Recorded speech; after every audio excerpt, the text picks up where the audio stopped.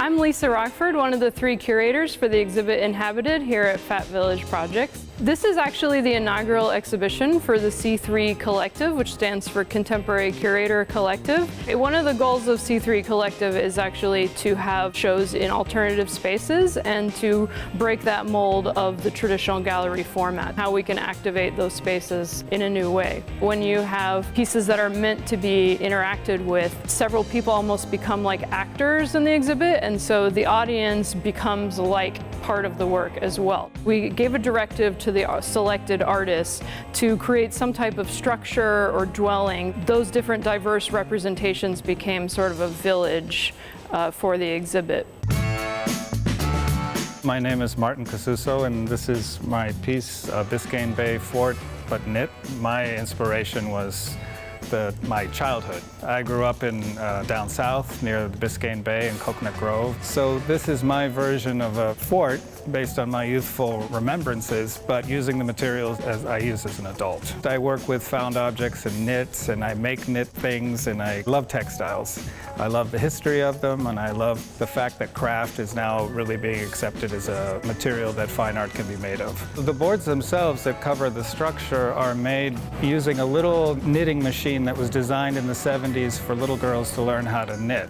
Thrift store objects are wonderful because they have a history of their own, but they're not your history. But they're they're things that you can touch upon that are familiar, but they're also by somebody you'll never know. And a big part of buying things at thrifts that I found fascinating was that somebody spent a lot of time making these for their family. The piece is made up of a lot of previous projects. So this is the first time that I've actually put it all together in one funny little space. I'm half Cuban, half Dutch. My father had to come here after Castro. My mother was a completely foreign country. So I always identify with outsiders or those that aren't really part of the main group. And these objects to me are that kind of thing as well. They're like discarded, they're slightly embarrassed or embarrassing, and therefore I love them. So I like bringing them together and trying to create something that's my own with them.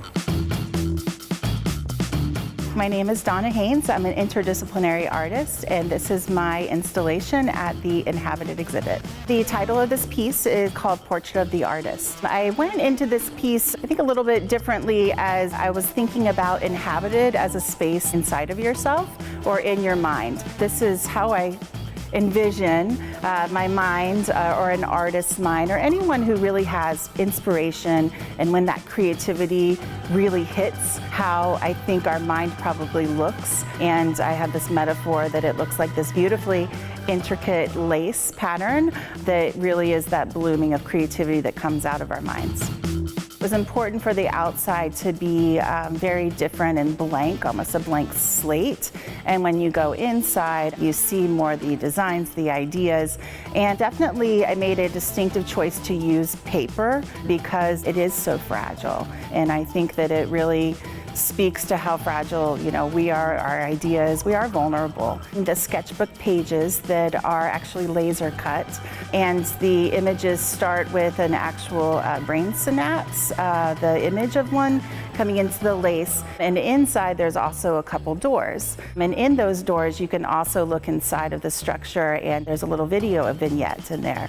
And in that video vignette, it's kind of a loop of an artist coming up with an idea. The candle comes on, the light comes on. We have a little vignette of that idea, and then we blow the candle out. Because definitely creativity comes in spurts, and some ideas are good, some ideas aren't. I went through 10 years of sketchbooks. It took a lot of courage at some point to make the decision to do it, but I think it makes it authentic, and I want people to see that side.